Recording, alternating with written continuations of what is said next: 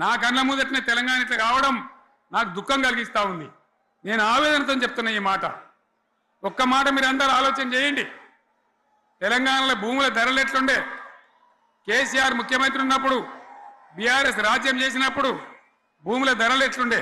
ఆనాడు కొనేటోళ్ళు ఎక్కువ ఉండిరి, అమ్మేటోళ్ళు తక్కువ ఉండిరి. ఇవాళ ఆపదకి అమ్ముకుందామంటే భూములు కొనేటోడు ఉన్నాడా? అడుగుతున్నా భూముల ధరలు ఎక్కడికి పోయినాయి? ఎవరికన్నా 5 ఎకరాలు డాంబర్ రోడ్ పక్కకుంటే నేను 5 కోట్ల మనిషిని, నేను కోటీశ్వరుని అనే ధైర్యంలో రైతులు ఉండరు. ఇవాళ అడిగేటోడు ఉన్నాడా? ఉన్నదా?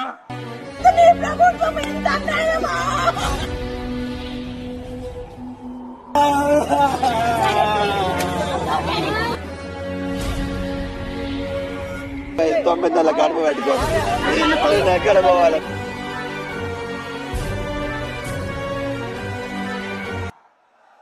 ఒక్కటే ఏడాదిలో గింత గల్లంత అవుతుందా? కేసీఆర్ పక్కకు పోగానే ఇంత ఆగమవుతుందా?